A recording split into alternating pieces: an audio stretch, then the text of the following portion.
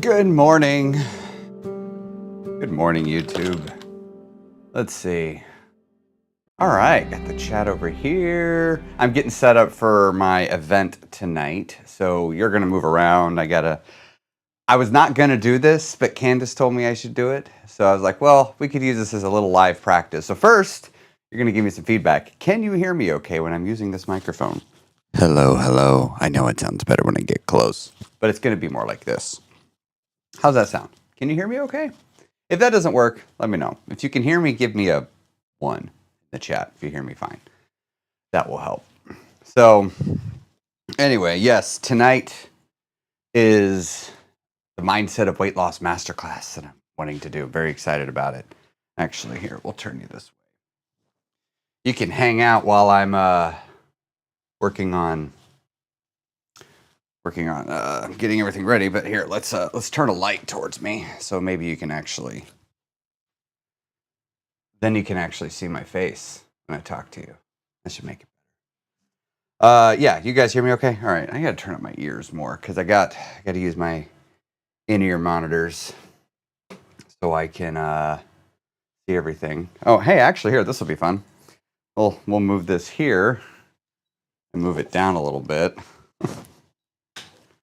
There we go. Now y'all can see yourselves in the chat just to make it more fun. That's too loud in my ears. Turn that down. Huh, that's weird. It like cuts out of my ears. Irritating. A little red spot. Anyway, so I gotta do several things. That's not gonna work. I need to move you over here. Tell me your wins. Tell me what you've done for the first time. Tell me how you've kicked butt, taken names this week. Let me hear from you. Tell me in the chat. What we'll do is I'll click this button and bring up a comment. And thank you for letting me know you can hear me. Let's move that further back, and then I can be all the way in frame. That's better. Wow, this little spot here is just really, what is hitting that? I think it's this necklace. It's really irritating me. Oh, that's a problem. 1 second. I'm all sorts of tangled.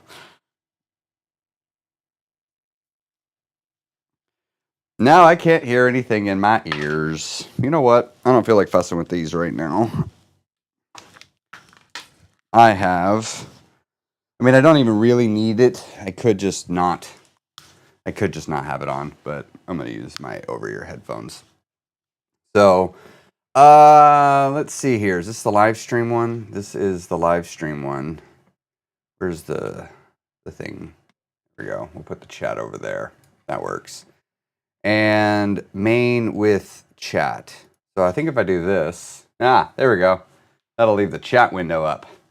You can see each other. All right, so firefighter, what have we got here?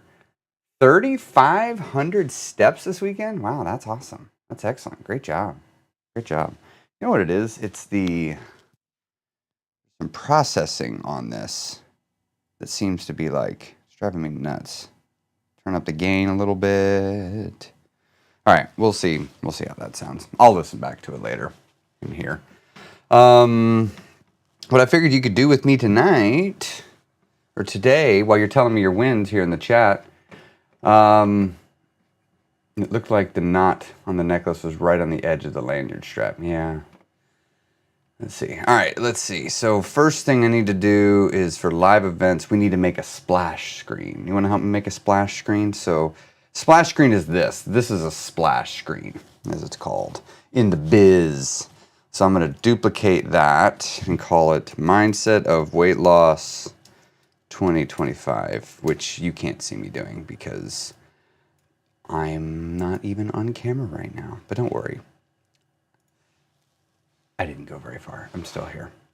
Let's see. So this was here, but this picture, that's just the wrong picture. We don't need that picture, so it's gone. Let's bring a better picture in. Let's bring one that fits more for the live event. Here, I'll bring me back while I'm looking for the photo. But again, tell me your wins in the chat. Tell me what you did. Ooh, here we go. Vacations for son's trampoline competition. Did not overeat. It stopped when I was full. Big win for me. That is a win. That is a win. Great job on that.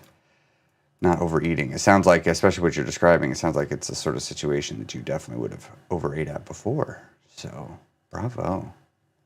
Let's see. Where's... there it is. There it is.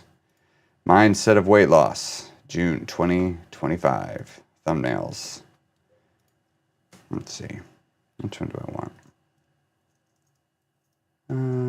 Oh, here we go. We need this. Oh, you know what? I really need one for each day. So, this guy right here, check it. Boom! Mindset of weight loss. Night 1. We want to make that a little smaller. And then put it dead center. Right there. That's dead center. Sweet. Looks awesome. Although I wonder, I'll leave it like that. And so then, when people are joining in, people could be hearing music. Sounds like this. Yeah. Yes, yes, yes. I like that. I like how that is. And then when I cut in, we'll have music playing. And I can fade it out, kind of make the vibe exciting. Let's see what other wins we got. Did an Olympic try and didn't die of heat stroke. Hashtag winning. Yep, that's winning. Let's see. It was furniture moving weekend. Tried on some new goal shirt pants. I bought... oh, wait. I'm in the way of the chat. Let me move. There we go. Bought a year ago, and they finally fit. I love goal clothes. Goal clothes are awesome. Watched my 13-year-old daughter help Chris move my desk with these. Yeah, so my 13-year-old stepdaughter helped me move a desk because she's been getting to the gym. She got strong. It's pretty cool to see, actually. Pretty cool to see. Anyway, I need to experiment with some moody vibes. Can y'all help me experiment with some moody vibes? P.S. You can ask weight loss questions or really talk about anything you want. We're just going to hang out together while I do this. So let's see. First thing I need to do is turn off the house lights. So come over here, turn these off. Bloop. And then we need to turn the camera. How's that? Is that moody? If you can't see me. Or can't see the top of my head. Let's see. Let's elevate that. Let's see. How's this? Oh, that's nice and moody. I like moody. What do you think? That good moodiness, everybody? Let me know in the chat. Tell me. This is going to be a totally not normal live stream. Not at all. I just feel like experimenting. But if you do enjoy this, do me a favor, smash that like button. That does help. Moody, yes. All right, let's see. Now, what happens if I take my light and I turn it more this way? I stand it. Because I'm going to experiment with some lighting changes at the event. So let's lower the camera down. Let's see. Ooh, moody. I like that. Let's see. But what if I light me up from the back side too? Provide like a backlighting of sorts. Let's turn on this light. Nope, that's not on. There we go. So now if I stand here, oh, that's better. See how I have some light back here? Here, I'll let you see the fun of lighting. See? So if I turn off the main light, so what that lets me do is I can see how this light is hitting me. So I can see it's just gently lighting me up here. But I think I want it more. So I'll move the light closer. This chair's in the way. Oh yeah, there we go. Now we're getting somewhere. Let's see, so I want to stand right here in frame. You can see we're kind of lighting me up this way. Now we'll turn on the main light. Oh, yeah. Yeah, that looks nice. That looks nice. I like that. I could stand like this and talk. But, serious, Chris. Well, look, tonight I'm going to be talking about stories I don't talk about all the time because they're emotional. They're hard to talk about, but they're impactful for me. And And there's a bit of a showman in me. There's a bit of a showy side of me. I mean, if that's not obvious. And I don't know. I just feel like dialing up the presentation of a little bit. Oh, music's still playing. Volume's down, so you can't hear it. And then I was also thinking about chairs. The problem with the chairs, I'm kind of regretting buying these chairs because in some ways they're not the best for posture, but let's see. So if I have that chair here, pardon the mess behind it. Hold on, move a cable. I think I'm gonna bring that closer. I finally got everything set up where I can, got everything set up where I can wheel everything around, which is nice, but my teleprompter, I can't quite wheel around as much. That's okay. So if I put it like this, one second, moving lights around. Let's see, Fatliner Fitness, I see you over there. Let me move this light and I'm gonna look at your comment. I just gotta get this light moved. There we go. So we could also try a seated in a chair position. Let's see. That is not. All right, let's see. Cinnamon bread at Dollywood. And only, oh, I know who you are, Fatliner Fitness, then, because I remember from your Facebook post. Okay, so I think about cinnamon bread at Dollywood and only ate a small portion. Excellent. Poison's in the dose, right? You get a small amount. That's okay. Hold on, we need some. There we go. We can do better with that camera angle. Let's see. How's that? How is this? Oh, that's not bad. All right. There definitely is a mess. The thing I've realized, with studios is like what the camera sees is not necessarily what you see behind the scenes. However, now that my office is out of here, this will be the best that it's been. This will be the best. But you see, now I could sit here and be like, let's read from a book. Today we're reading from The 8 Keys to End Emotional Eating. It's actually kind of fun. Carrie, the poison's in the dose. Yeah, I picked that up when I first started coaching. Somebody said that. I don't even remember where I first heard it. But yeah, they talked about the poisons in the dose and about the volume that you're getting. Because it's like chocolate. There's nothing wrong with chocolate. But technically you could even have 500 calories of chocolate and still lose weight, but you're going to be really hungry, right? So, have you picked up and read this book in all seriousness, though? I know it was just sitting right here and I just grabbed it. But seriously, have you grabbed this book and read it? It's so good. You know what? Let's do the live stream seated right here. But if I'm going to be here, I might as well bring a good mic. So 1 second.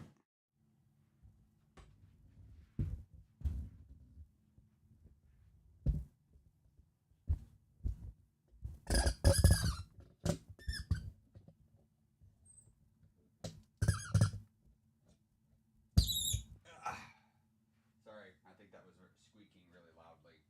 I didn't think about that.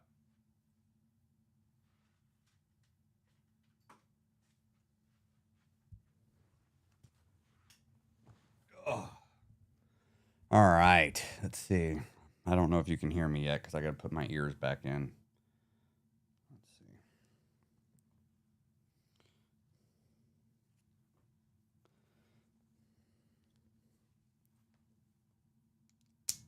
Hello, hello, hello.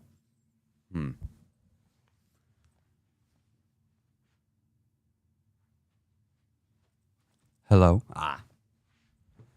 That's better. That's better. Wow, that's really loud in my ear. I think I can turn that down here, though. Yeah. That's better. Now I'm not blasting my eardrums out quite so badly. With the chair, I'm thinking you need a fireplace behind me and a glass of wine or maybe cognac and a cigar. Oh, for me, I'd be doing a glass of scotch if I were doing anything like that. That's what it'd be for me. Be a glass of scotch.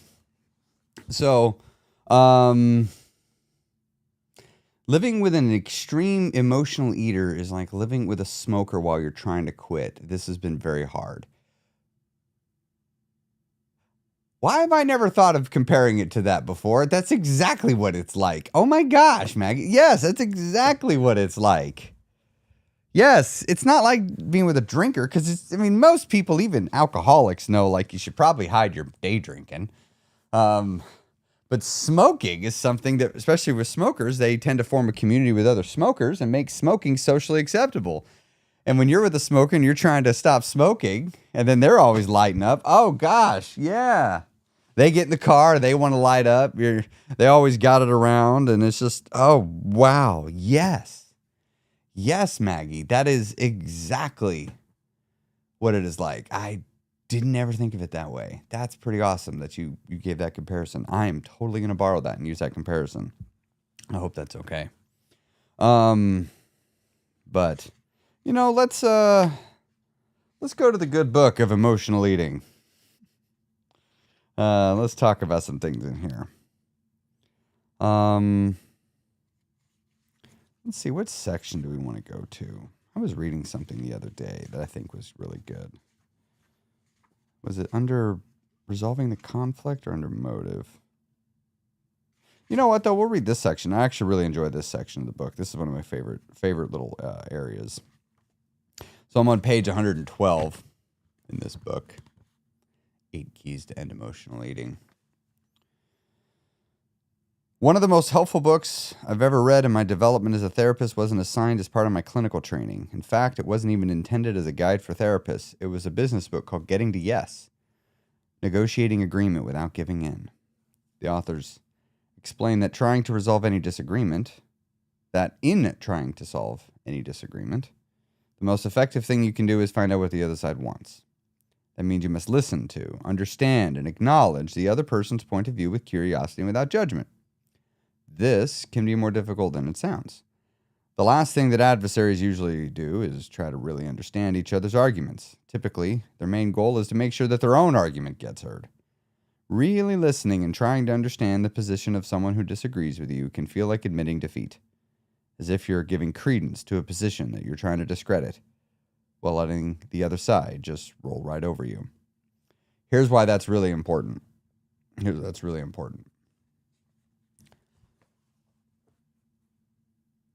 Let's be real. Let's call a spade a spade. All of us emotionally eat because we want to. No magic force comes over us and compels us to do it. We choose it. It's a choice. We've chosen it every time. We always have. We always will. We rationalize it, justify it, but we choose it. That doesn't mean it's not automatic. That doesn't mean it's not conditioned. That doesn't mean it's even something you know how to get yourself to choose a different path right now. That's not what that means. It just means it's a choice and you're making it. And you're making it for a perfectly good reason as far as your mind is concerned. Whenever you emotionally eat, you are emotionally eating for reasons that make sense to your mind in the moment, considering your emotional state of mind as well. And so it's not unusual that when I sit down with a person and go and to think like, hey, let's talk about this. Let's talk about why you're emotionally eating. A person will clam up and often not want to talk about it. And then if we can get them to open up the reason, there's so many times where I'm like, yeah, it's perfectly understandable. It's okay that you emotionally ate. And they're like, no, it's not. It's not okay that I emotionally ate. I'm like, sure it is. No, it's not. I'm like, why? It makes sense. I see why you did it. I totally get it. Makes sense. I don't have a problem with it. But I don't want to do it. I'm like, yeah, but you also want to do it. And the problem is the side of you that I don't want to do it side sometimes is so interested in only having its side heard that the other side of you, the side that wants to emotionally, never gets to speak up. And so you don't ever get to hear it. What does it actually, truly, really want? We don't come back to this. You must listen to, understand, and acknowledge the other side's point of view with curiosity and without judgment. So many of us, what we do is we go to look to the other side of us that engages in the emotional eating. As an example, we don't do it judgment-free. We're judging ourselves for even wanting to do something. I'm so bad for even wanting this. How could I be I must be lazy because I don't want to work out today. That must make me a lazy person. I know I'm being ridiculous with the voices, but remember, it's my own voice. I hear it in my own head. But that's just judging it, Oh, I'm so lazy. It's calling the other side of you lazy rather than just listening to what the other side of you has to say.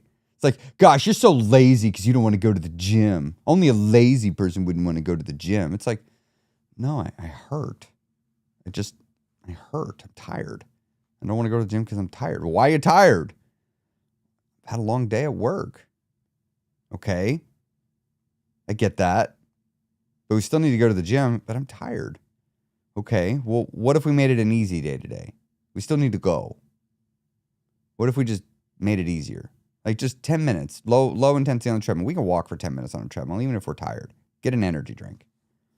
Okay. You sure we're not going to go hard? Yeah, it's fine. We don't have to go hard. You see, you just talk to yourself. Just let the other side have a moment to speak up. It's amazing how well that works. So that's our passage from that book. Let's go to another book. Welcome to Books with Chris. We're going to go to Atomic Habits. I like Atomic Habits. Do you like Atomic Habits? This is a really good book. Very, very much enjoyed this book. Let's go. Let's see. What's a section we can go to in here? Let's find something. Something that really hits. Oh, here we go. Actually, there's a part I like in here about goals. We'll go to the part about goals. It's in the beginning. It's funny. I find a lot of personal development books. The really good stuff's in the beginning. Because most people don't make it past the first chapter of a personal development book. Did you know that? Most people don't make it past the first chapter. I actually have the analytics for my courses. Do you have any idea how few people actually finish a course when they buy it? So few. If you finish a course when you buy it, that puts you in like the top 10% of people. Here we go. Forget about goals. Focus on systems instead. We're reading out of Atomic Habits, deep into the book on page 23. See, we're only that far into it, so it's not even very far. Do me a favor, everybody. Smash that like button. That helps YouTube algorithm. Smash it for Atomic Habits. All right. Prevailing wisdom claims that the best way to achieve what we want in life, getting into better shape, building a successful business, relaxing more and worrying less, spending more time with friends, family, is to set specific and actionable goals. Remember SMART goals? For many years, this was how the author, approached habits too. Each one was a goal to be reached. I set a goal for the grades I wanted to get in school, for the weights I wanted to lift in gym, for the profits I wanted to earn in business. I succeeded as a few, but I failed at a lot of them. Eventually, I began to realize that my results had very little to do with the goals I set and nearly everything to do with the systems I followed. What's the difference between systems and goals? It's a distinction I first learned from Scott Adams, the cartoonist behind the Dilbert comic. Oh, remember Dilbert? I love Dilbert. Goals are about the results you want to achieve. Systems are about the processes that lead to those results. Oh, that's good. Listen up, everybody. Goals are about the results you want to achieve. Systems are about the processes that lead to those results. Goals, I want to lose 100 pounds and be thin. About the results you want to achieve. Systems are about the process of getting to thin. You get me? All right. So if you're a coach, your goal might be to win a championship. Your system is the way you recruit players, manage your assistant coaches, conduct practice. If you're an entrepreneur, your goal might be to build $1 million business. Your system is how you test product ideas, hire employees, and run marketing campaigns. If you're a musician, your goal might be to play a new piece. Your system is how often you practice, how you break down and tackle difficult measures, and your method for receiving feedback from your instructor. Now for the interesting question. If you completely ignored your goals and focused only on your systems, would you still succeed? Let's say that apply for weight loss. If you completely ignored the scale and focused only on your strategy for weight loss, would you still succeed? So many people, they only can be successful if they're focused on the scale and they're seeing it go down. Nuts, right?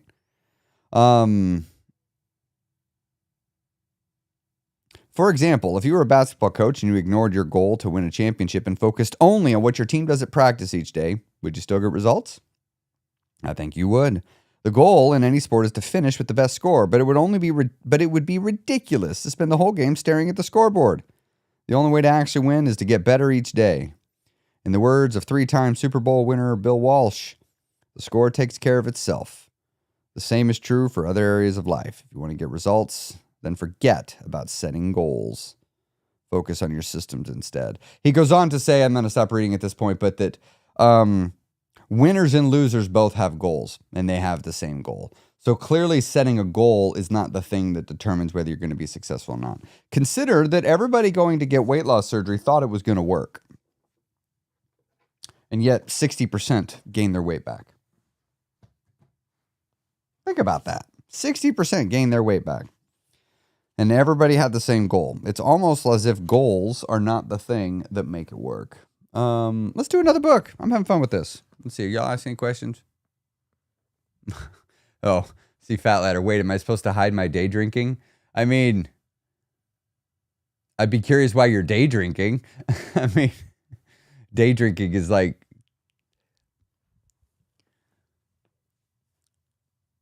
here's the thing with alcohol I've come to really see. People drink for a reason. Because there's downsides to alcohol. And so a person has to be willing to put up with the downsides for the perceived benefits. So why does a person day drink? Interesting. All right. We got some questions. Let's see. Systems. I believe this a lot. Whenever I had success, it's been accompanied by some sort of routine. And military folks say you don't rise to the occasion, you fall to the level of your training. In the book, he says we rise and fall to our systems. So, yes. My dad had a thing he would always teach me. If you got a result you didn't like, don't blame the people, blame the system that allowed the bad result to even happen. Which really stood out to me. It's important. I would notice at work, we might have something go wrong. An employee could do something boneheaded, and my dad would be like, and I'd want to blame the employees. Like, nope, it's your fault because you created the system that employee works within, and you created a system that allows that employee to get a bad result. So I thought that was important. Let's see, Manuel. I had a stressful meeting today. I almost had emotional eating, but I stopped to reflect on the real reason. This is the first month trying to stop emotionally eating, and it's a huge win for me. Well, great. Manal Alessa. Great job. Great job. That's how it's done. One battle at a time. You catch yourself in the moment wanting to emotionally eat. You get present with yourself and you see your thoughts and you realize, okay, I feel this inner urge to go do this. I feel the desire in me. But here's what's interesting. I perceive the desire. I'm the observer of the desire. Really sit with that. See what that does to your brain. I'm going to go grab another book.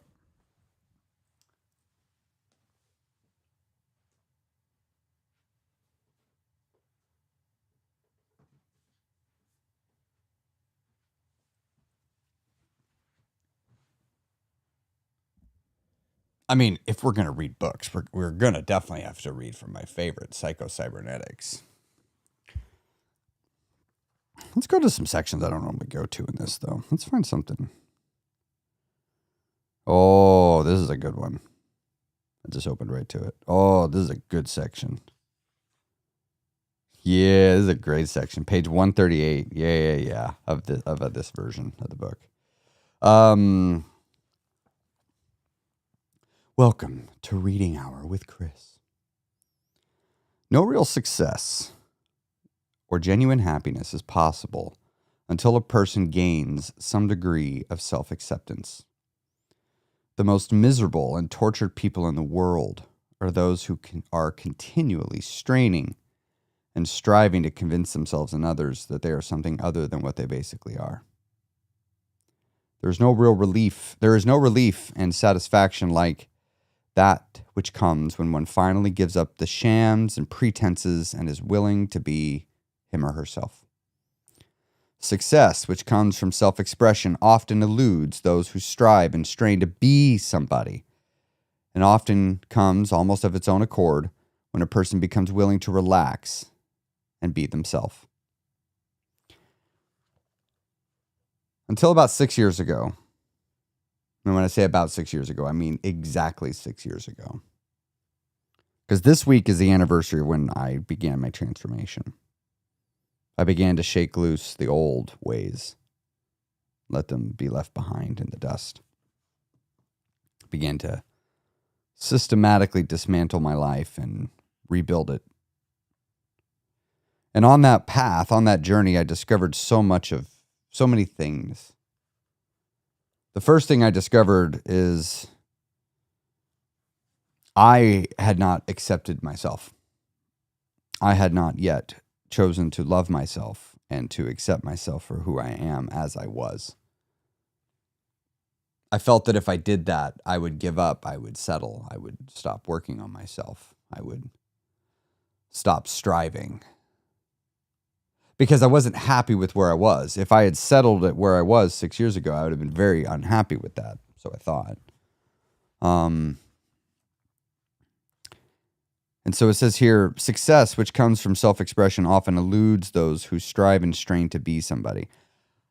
I described it as I was always trying to figure out what the person in front of me wanted me to be so that I could just be that for them. That's what I was doing. I was always trying to change who I was, always trying to change who I am, always trying to alter how I talked, how I walked, how I acted. All to get the person in front of me to like me, to like this masked version of me. But on this journey, I decided to stop doing that. I decided I was going to be authentically me. I just wanted to be me. I didn't want to have to change who I was, to fit into a box, to be accepted. Changing your self-image does not mean changing yourself or improving yourself, but changing your own mental picture, your own estimation, conception, and realization of that self. The amazing results which follow from developing an adequate and realistic self-image come about not as a result of self-transformation. You know, I used to watch The Biggest Loser, dreaming of losing all the weight, being the skinny guy. I never thought I'd get on the show. I never even had that dream. But I did have the dream of, like, maybe I could be skinny one day. Maybe I could have a transformation like these contestants did. And they would always get to Makeover Week. And I remember the first few times I saw Makeover Week, I was like, they're still, they're still chunky. They're still big folk. They're still not teeny. I mean, compared to where they were, because a lot of these contestants are over 400 pounds, 300 pounds. But it's just like, they still got a long way to go. But you'd look at them and they'd feel like $1 million. And you see them at the finish line, when they completed the competition, the show, they went on to obviously lose a lot more weight. But you could tell whatever switch that needed to be flipped for them to love themselves had been flipped on. Now, I mean, it could be flipped off again. For many people, it does get flipped off again. But I just remember thinking, like, okay, so these people are still big. They're still fat. But they just got all new wardrobe and all new hair, and they feel amazing. Clearly, that means it's just a state of mind. It's a choice. Because some of these folks are bigger than me now. And they're loving themselves in their body. So I'm just thinking, like, they're loving themselves in their body because they've already lost a lot of weight. They're looking to their past and they're seeing, they're on a good path, but they're choosing. It's a choice to accept myself as I am, regardless of what my past is. Now, some people want their past to look great so they can assume that their future is going to be good because they're still trying to be a weather person and assuming their past is a predictor of their future. Not true. But you realize you just have to choose.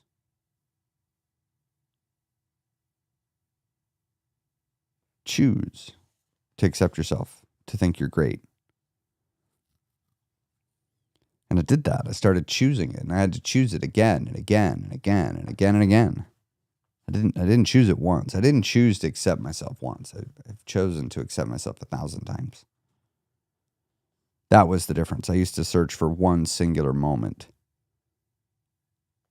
But it'd be like saying, is there one singular moment that made me love my wife? No, there's lots of moments. I mean, sure, there's some particularly more impactful ones than others, but it's all the moments combined that created that experience. And let's continue on here in the book. Yourself, right now, is what it has always been and all that it ever can be. You did not create it. You cannot change it. You can, however, realize it and make the most of what already is by gaining a true mental picture of your actual self. There is no use straining to be somebody. You are what you are now. You are somebody, not because you've made $1 million or drive the biggest car on your block or win at bridge, but because God created you in his own image. Now, there's a religious aspect of it. Most of us are better, wiser, stronger, more competent now than we realize. Creating a better self-image does not create new abilities, talents, and powers. It merely releases and utilizes them. You have so many wonderful gifts within you. So many things. You have some things that truly are unique to you. Some truly unique talents. But you'll never realize them until you accept yourself fully. You could actually go to great heights and get a lot done in spite of the fact you've not accepted yourself.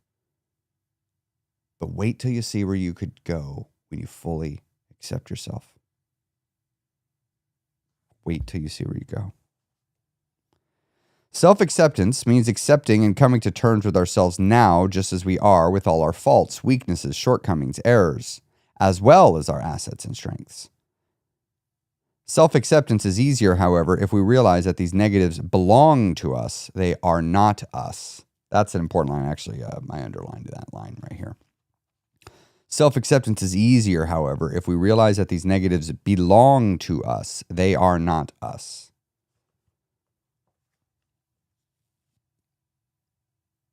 When I started doing my self-acceptance work, I was not seeking to only accept the good things. I was seeking to identify my flaws, my shortcomings, my bad behaviors, my old conditioning, the ways that I got in my own way, my faults, and I wanted to own them.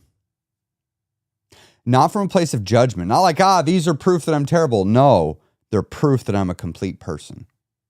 I got my problems, I got my flaws. I am not perfect. I have plenty of areas that I still need to grow. I still have plenty of areas of me that I have not mastered, that are the master of me. I'm a lot better than I used to be. A lot better. But I'm not where I want to be. Not yet. But I love myself as I am now. I'm not unhappy with who I am. That doesn't mean I don't want to improve. I do. I do indeed want to improve. Many people shy away from healthy acceptance because they insist on identifying themselves with their mistakes. You may have made a mistake, but that does not mean you are a mistake. This is talking about having a negative association with failure, which I used to have. I used to have a tremendously terrible self-limiting view of failure. If I failed, I thought that meant I'm a failure. I thought that meant I'm not as good, not just I failed at something and now I'm going to learn from it. So many of us are so afraid to make a mistake in life that we won't go for something for fear that that mistake will define us, and for hopes that that success will also define us. But the reality is a success nor a failure neither define you. You're something more. We must recognize our mistakes and shortcomings before we can correct them. So you have to see that you're making mistakes so you can deal with them.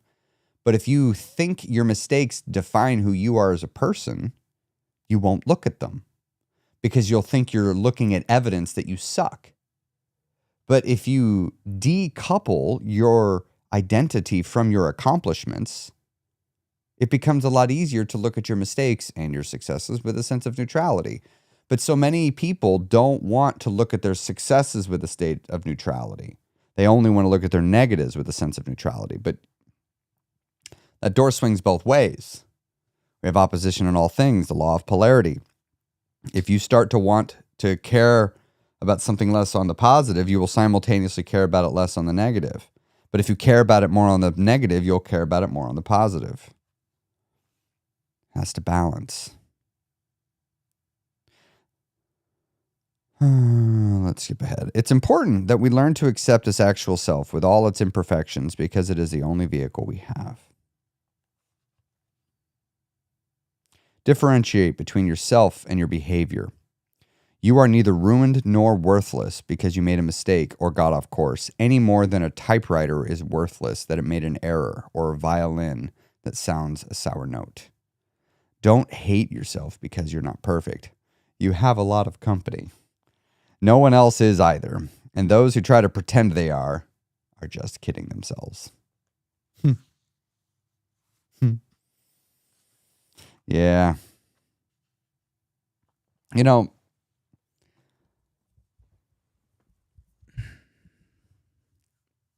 how many people are here? Let me look.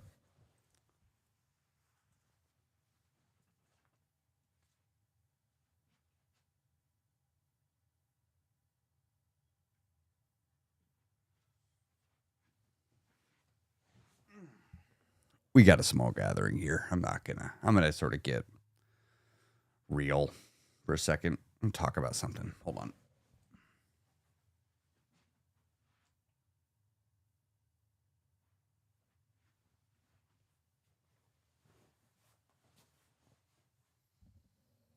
I like sitting in the corner here, but I wanted to be more in the center of frame.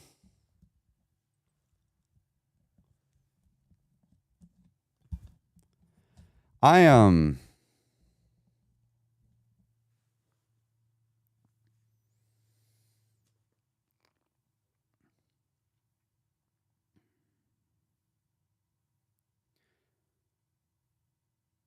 healed a lot over the last 6 years,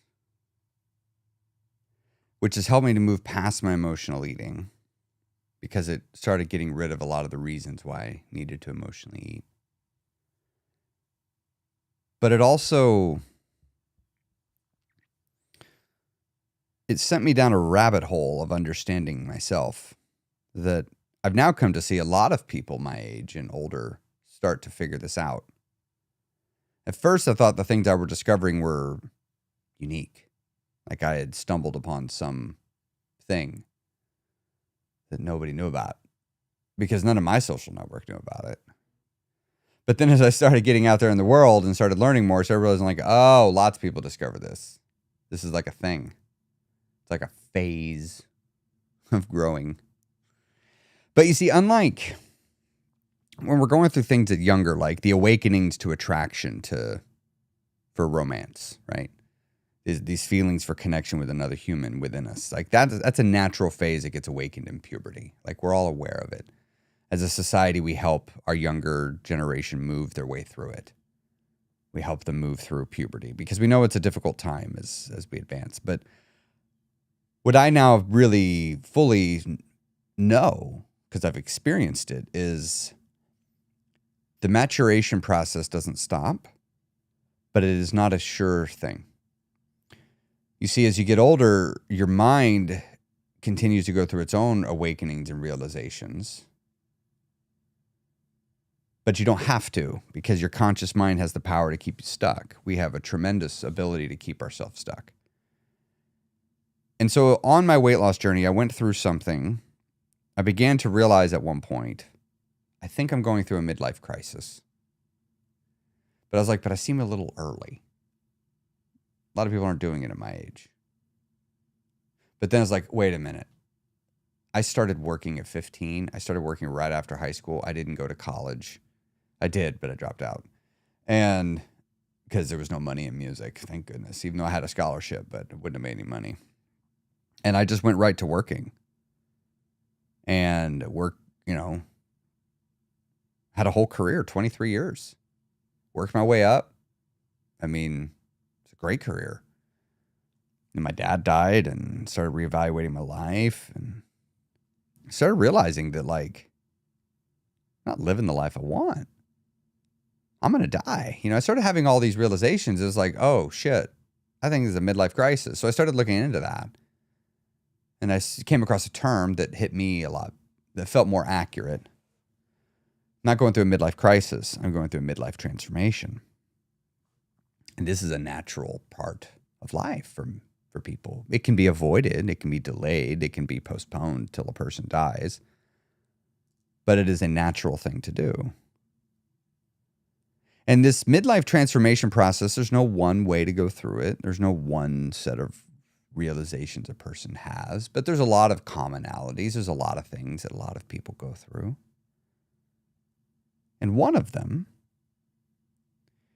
was very, very important. Now, this next thing I'm going to tell you about is not something that everybody continues down the path. A lot of people get on the path, it helps them, and then they just stop. And then they go about their life having with this new awareness, which is okay. There's nothing wrong with that.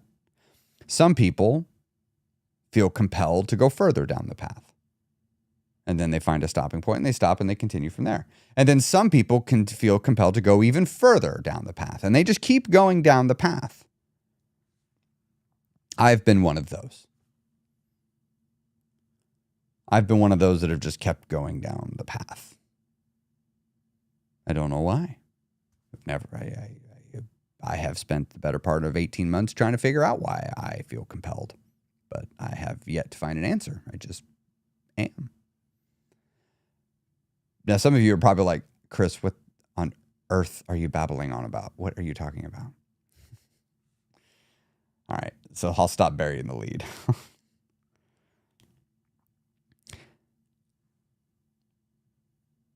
I first became aware that I am not my emotions within the first year of my dad dying.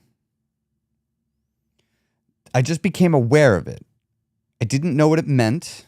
I didn't change. I just became aware that there are no good emotions, there are no bad emotions, there are just emotions, and they all deserve to be expressed. That was the first awareness. And then I also came to this other awareness that there are no good thoughts, there are no bad thoughts, there are just thoughts. I have thoughts. And I am not my thoughts. As in, like, if I think a terrible thought, that does not mean I'm a terrible person because only terrible people think thoughts. It's just brains think thoughts. And sometimes they're terrible, okay? Sometimes they're good, too. So a good thought doesn't make me a good person. It just means I had a thought. And so I sat with that awareness for a while. Don't know what it meant, or didn't know what it meant. But I kept going down this path, working like through this self-acceptance thing, losing weight, and going through all these experiences where I'm living life differently. And then this led to another awareness. Past, present, future. I thought I was good at living in the moment, but I wasn't. I was actually very bad at living in the moment. I was so focused on the past or the future that I often missed the present moment.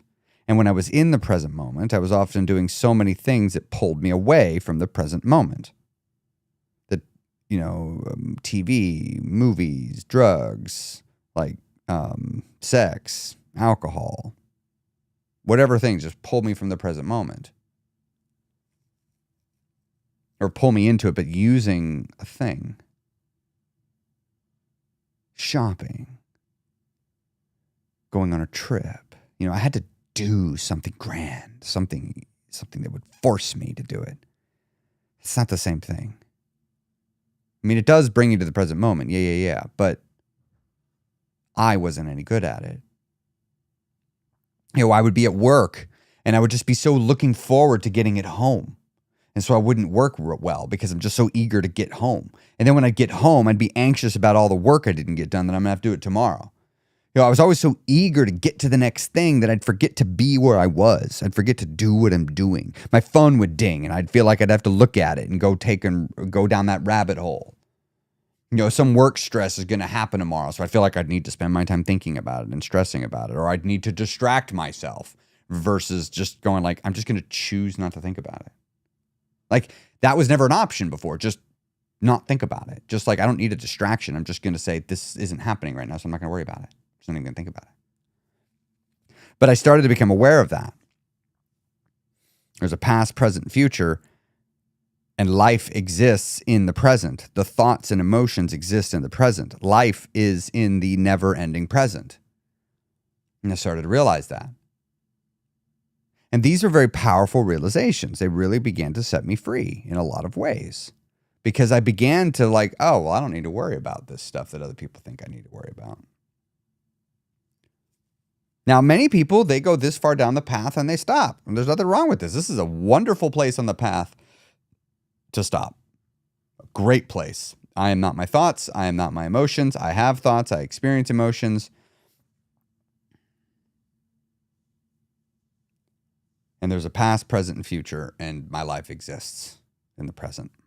The past has already happened. There's nothing I can do about it. It happened the way it happened. Any denial of what happened only enhances my suffering. And the future is not yet determined. It is not a surefire thing. The future can be changed, okay? I'm realizing this. But I didn't stop here. I didn't stop at this part of the path. I needed to know more.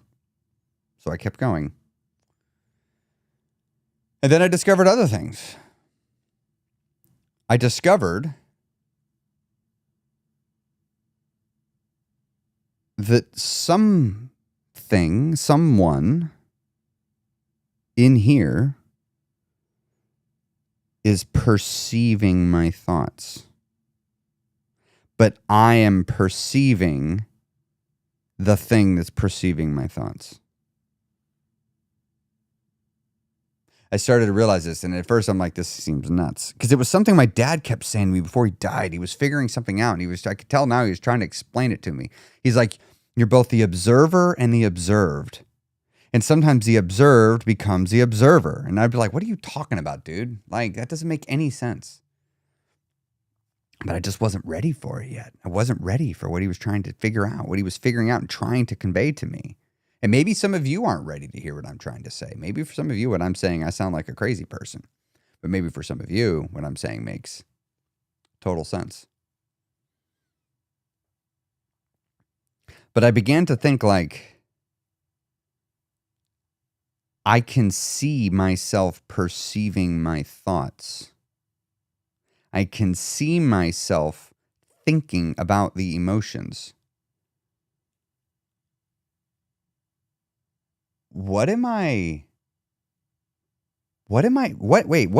this? And so I just sat with it for a while. I didn't know what it meant.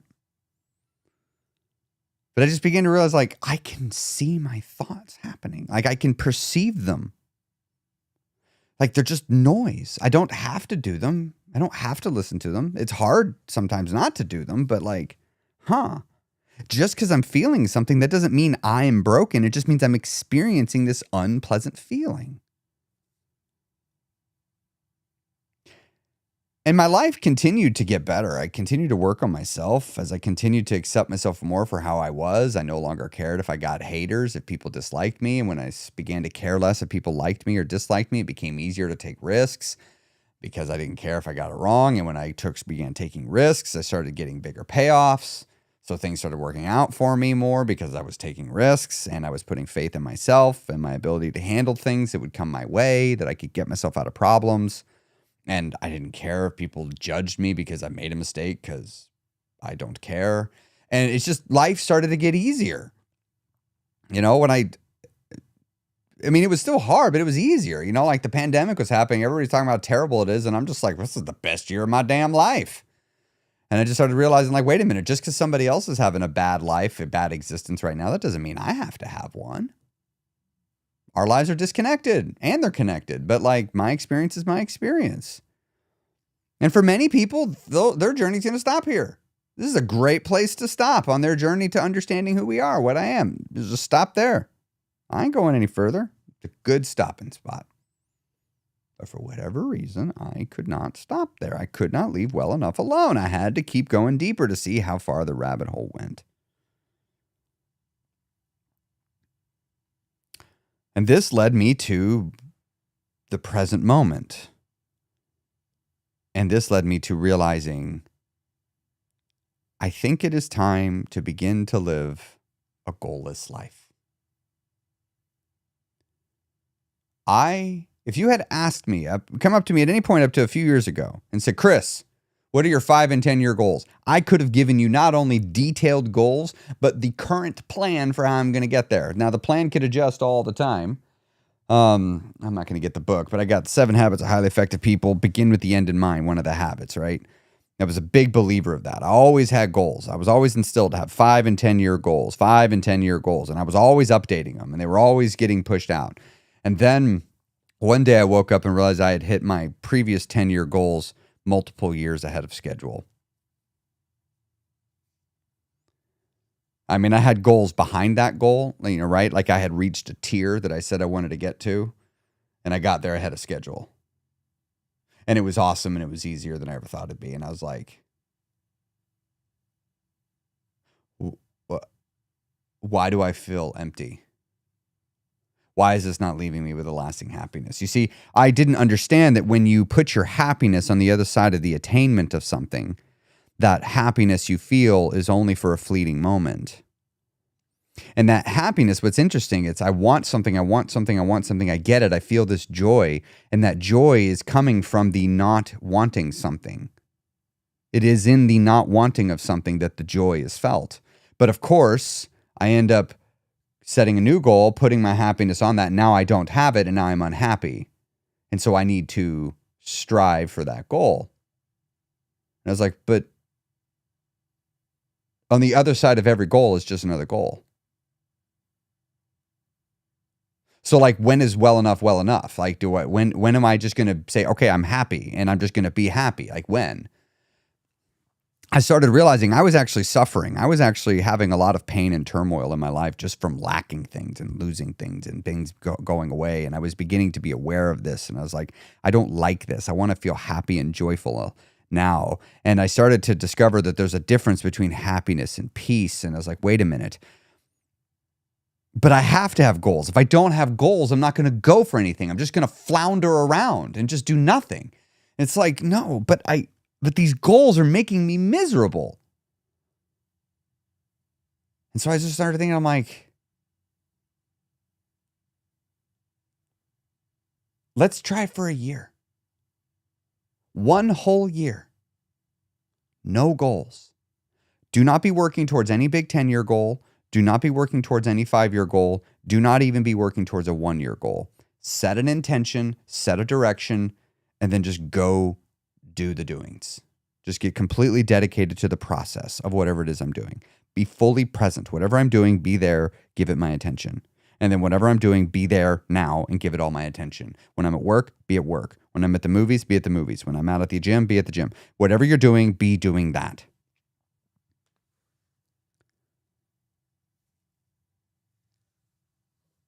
And that was the most peaceful, joyful year I had ever had in my life.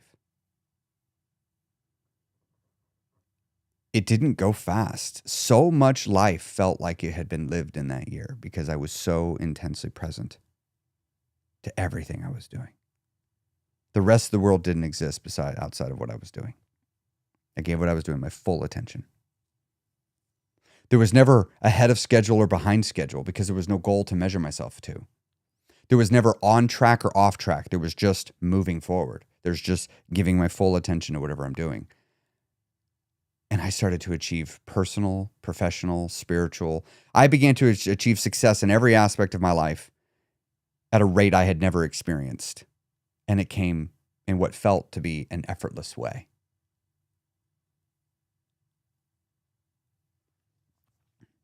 And so I began to realize the power of not really having goals. Sure, have intentions. Forecast out, if I keep doing this, where will this potentially take me? Am I good with that? It's not that I don't think about the future. I do think about it. I just don't live for the future anymore. I live for today. But I understand I have a future, so I might as well tee myself up for success, right? I look at it as like, let's continue to assume that I'm going to continue to live on and on and on and on, and let's just live here for today, but let's set myself up for tomorrow so tomorrow's a nice day. Plant some seeds. And for many people, they go down the path, and this is a fine stopping point. They get to this place. This is wonderful. I'm aware of my emotions and my thoughts. I'm aware of the past, present, and future. I'm aware of being intensely present and not focusing on goals lives to this greater sense of satisfaction. I began to become aware at the same time of my attachment to things, realizing that if I get too attached to stuff and possessions and people and experiences and places, there's an attrition to life. Life just takes. Life doesn't let you have everything, anything forever. At a minimum, you're going to die. So you'll lose everything then. But it's like life is impermanent. It's an impermanent thing. It is always taking and it will always bring. It is always taking and always bringing. And the pain is always a part of life. And I started to realize that there's great power in freeing myself from needing to be different, needing to hang on, to cling. And I began to let go of needing to control everything. That doesn't mean I don't control things. That doesn't mean I don't have areas where I like to maintain control and have my toys. I do. But I'm under no illusion that it's going to actually make me happy. And for a lot of people, this is a fine stopping point. They stop right here. But I couldn't help myself. I just had to keep going further. How far does a rabbit hole go? So I went further.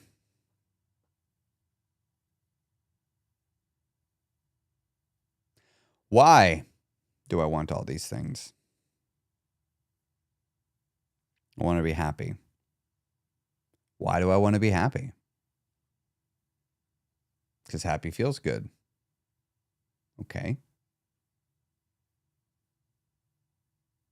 But do I really want to be happy all the time? Because evidence would seem to show that I cannot be happy all the time. That's not actually possible.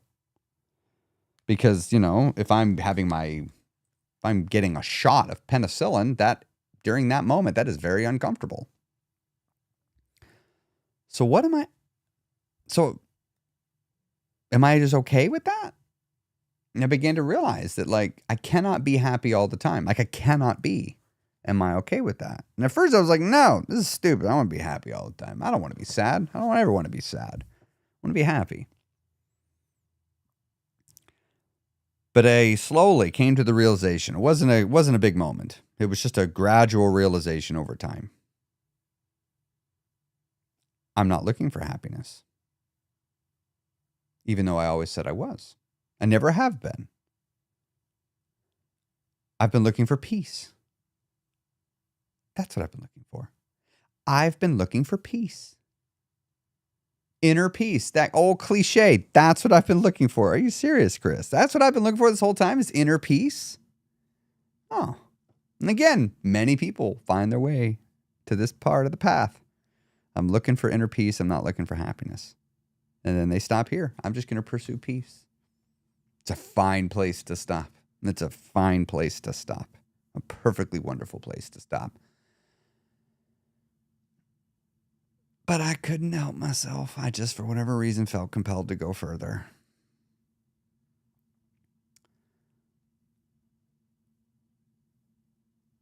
Who is seeking the peace? What am I? Who am I? Where am I?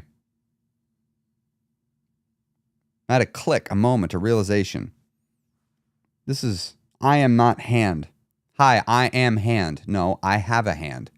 Okay? If I chop my hand off, am I less Chris? Nope, still just Chris, just without a hand.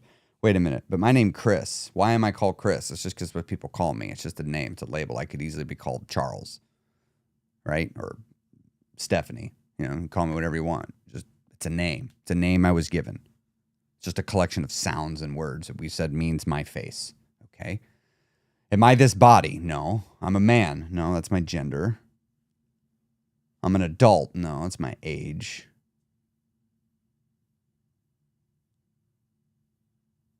What am I? Where am I? And I just kept going down that rabbit hole. Where am I and what am I? Who am I? This troubled mind, where is it? And I went within.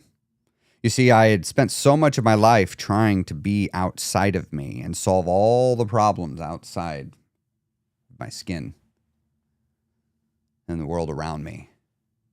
in hopes it would fix something in here.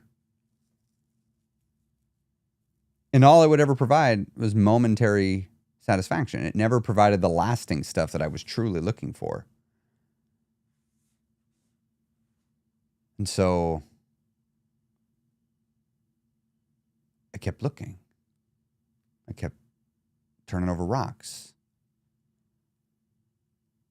And through this, I fully began to change internally, but I knew this intellectually. I knew already at this point that I have an ego and I am not my ego and I am the I. I'm the awareness behind the ego. I had already knew that intellectually, but I had never really experienced a separation from my ego before until I did. And that is interesting. That's an interesting process. I'm not quite ready to talk a lot about it, but it's just interesting when you feel the difference of something you know intellectually. What is a self? Who is a self? Where is the self? Anyway, I'll stop talking about the rabbit hole here at this point. But the rabbit hole is fun, and in the midlife transformation, it seems that many of us get onto the path of figuring this stuff out. Because our life, we begin to understand it differently. And the weight loss journey was a wonderful journey to learn all this with. To work on myself. Anyway, thanks for going on this. Thanks for going on this with me. Let me talk about this. This is stuff that, I don't know. This is important to me. I don't talk about it a lot. But it's a big part of my life now. And it really affects a lot of what I do. You see, I spend a lot of what I do talking about a 2-year period of my life. But I continue to change, to evolve, and to grow just as much as I did on my weight loss journey. The transformation started on the outside. And then they started onto my body. And then it started into my mind and heart. And then it went even deeper. And I started to realize when you go inside, you can experience true freedom. The freedom that I always hoped the emotional eating would provide me. You can find it inside. All the peace that I was hoping to find by changing the past and controlling the future, I could just have by letting those go and coming to the here and the now. Because the past has already occurred. It's over. And the future hasn't happened yet. It's not even here. But here is here. Now is here. This moment. And I started thinking like, well, when I was working for myself for the first time, which was terrifying. It's like I'd just be overcome with terror that I'd messed up my life. No money's coming in. It's just going out. None coming in. It's all just leaving. I think setting up my business, I spent like $500 on the first day. I had nothing to show for it but some papers. It was legal, but and I'd have to sit still and just be like, man, are there any actual problems right now? What are you worried about now that's actually now? And I'd be like, well, I'm not worried about anything that's now. I'm worried about what might happen in the future if I don't play the now right. It's like, okay, is there something you could or should be doing right now, self? It's like, well, no, I've already done it all. Okay, so is there anything wrong with just letting the future go and just enjoying yourself being in the present moment right now? Because there's nothing you need to do. And it was weird. At first, I felt like I shouldn't be doing that. But I learned to just let the future wait and let the past be in the past sometimes and practice being here and just going, nothing bad is happening right now. This very moment, nothing bad is happening. Whatever bad is happening is created within my own mind. And what if I can learn to release that within my own mind? And that was the journey. Learning how to release and let go of the things that are in my mind now that aren't happening. Because the mind is a powerful thing. And the mind can be a scary place. And what you feed the mind will affect you. I don't know. I've been thinking about adding more of this stuff into my content. This is stuff that's been important to me for a couple of years. But this feels like really deep mental work. I don't know. Let me know in the chat. Is any of this interesting to you? Did y'all find this? I noticed the chat kind of got quiet. I'm assuming it's because you were listening because the numbers didn't go down of people here. So if this is interesting, let me know in the chat. I saw a few of you were commenting. Yeah, like Brianna, what you said here. I mean, this is really big because really what you're talking about is reframing. You're reframing. And it's changing what's happening in your mind, the experience in your mind, but nothing actually changed. All that changed is the story that you're telling yourself in your head. When I became aware of the stories in my mind and became aware that I could change the stories in my mind, that was very liberating. Very, very liberating, David. Being able to finally see the construct of all the beliefs, a transforming experience. Yes. Yes, when I began to see the beliefs, so many of our beliefs are just a construct. And so many more than most people realize that it is liberating. It is transformative. You start living differently. Okay, so it looks like we're getting some yeses. Coworkers keep wanting me to work. How dare they? This kind of mindset stuff is vital to know for lifetime reframing. Oh, okay. All right. Yeah, you see, you call it spiritual. Like I'm hesitant to use the word spiritual because I don't want to be associated with like that new wave bullshit. Because there's a lot of stuff over there that I think is just like junk.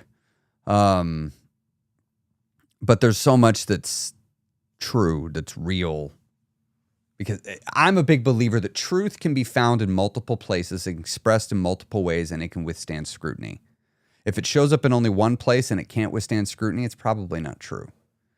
Probably, right? I had to like pick a framework to work through. But yeah, it is spiritual. If I'm in my personal life, this stuff I would say is my spiritual practice, because I've been on it. But my spiritual practice, I could really say, is actually just a quest for truth. I'm just seeking to understand truth, the nature of my mind, the nature of self, and the nature of who I am, and what it means to be alive and to be here, is what I'm looking like. Sounds like discovering my own element of meditation that other Eastern spiritualists talk about. Yes. Yes, actually, that's exactly it. I stopped my story before we got to that part. But yeah, meditation is something I've been doing a lot more of now even. It's been really fun. It's been really great thoughts, conversations, something to mull over. Oh, good. That's what I want. My goal here with this conversation was just for each of you to find something where you're just like, I'm going to need to think about that. Because that's what happened to me. So many of these ideas, when I first hear them, it would just leave me pondering. And so I'll give you the same advice that people gave me if any part of this has just got you chewing on things. Go within. As crazy as it sounds, when you go inside, you'll find a lot of the answers you're looking for are there, which is kind of nuts. My third-hand understanding is that meditation puts you in touch with the essential, almost nothing version of yourself that's liberated from the shackles of physicality and greed and stuff. It can. Yeah. The thing I've discovered about meditation is there's hundreds of forms of it, and they do different things. And just like constructs and beliefs, it's not necessarily about following a specific process, although sometimes to get a certain result, you might need to. But yes, this is one of the things that meditation has the ability to do, is to help you see the nature of your true self. Constantly leveling up a mindset. Yeah, that's what's been fun about this journey. It's like once you start working on yourself and on your mind, you realize this can just keep going. And it can go for a while. There is an end. But I don't know that the end is necessary to go to. Some will, most won't. Don't know that that's a bad thing. I think it's probably a good thing. So, yeah.